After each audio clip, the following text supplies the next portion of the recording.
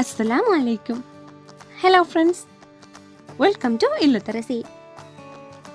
இன்னைக்கு நம்ம சேனலில் ரொம்பவே டேஸ்டியான உடலுக்கு குளிர்ச்சியை தரக்கூடிய வெள்ளரி பழ ஜூஸ் சிம்பிளாக வீட்டிலேயே எப்படி செய்கிறதுன்னு தாங்க பார்க்க போகிறோம்.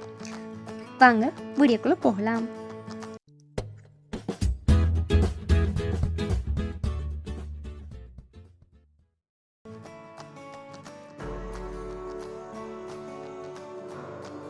வெள்ளரிப்பழம் எல்லா காலங்கள்லையும் கிடைக்காதுங்க.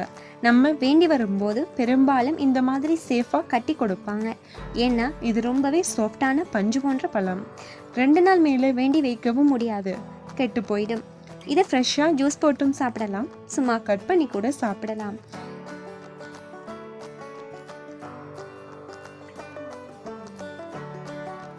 இந்த மாதிரி எடுத்துட்டு கட் பண்ணிடலாம்.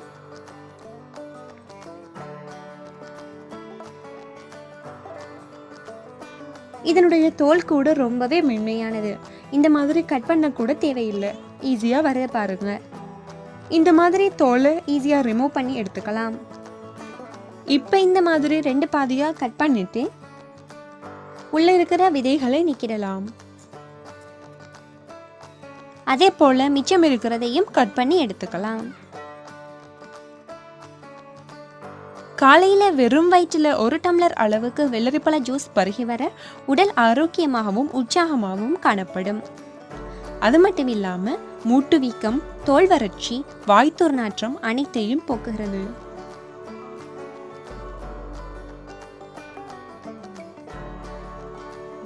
இப்போ இந்த மாதிரி கட் பண்ணி எடுத்துக்கலாம்.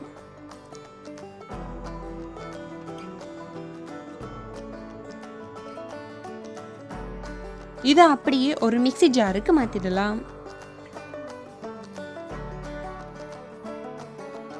கூடவே 1 கப் அளவுக்கு தேங்காய் துருவல் சேர்த்துக்கலாம். இது ஆப்ஷனல் தான், நீங்க விரும்பினா சேர்த்துக்கலாம். இப்போ இது கூட தேவையான அளவு சுகர் சேர்த்துடலாம். நான் ஒரு முழு பழத்துக்கு 8 டேபிள் ஸ்பூன் அளவுக்கு சேர்த்துக்கிறேன். கூடவே 1 பிஞ்ச் அளவு உப்பு சேர்த்து நல்லா அரைச்சிட்டு வந்துடலாம். இந்த மாதிரி அரைச்சி எடுத்துக்கிட்டேன்.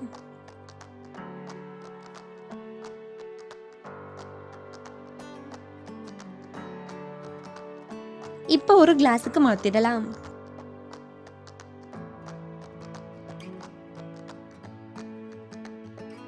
அவ்வளவுதாங்க, நம்ம சுவையான ஹெல்தியான வெள்ளரிப்பழ ஜூஸ் ரொம்பவே சிம்பிளாக சூப்பராக ரெடி ஆகிடுச்சு. கடைகளில் வேண்டி சாப்பிட்றத விட இந்த மாதிரி ஹெல்த்தியாக நீங்களே வீட்டில் உள்ளவங்களுக்கு செய்து கொடுக்கலாம். ரொம்பவே உடலுக்கு குளிர்ச்சி தரக்கூடிய இந்த வெள்ளரிப்பழ ஜூஸை நீங்களும் உங்கள் வீட்டில் செய்து பார்த்துட்டு எப்படி இருக்குன்னு கமெண்ட்ல சொல்லுங்கள். என்னோட ரெசிபி உங்களுக்கு பிடிச்சிருந்தா லைக் பண்ணுங்கள், ஷேர் பண்ணுங்கள். இந்த வீடியோ பற்றிய உங்களோட கருத்துக்களை கமெண்ட் பாக்ஸில் கமெண்ட் பண்ணுங்கள். மறக்காமல் சப்ஸ்கிரைப் பண்ணுங்கள். தேங்க்யூ.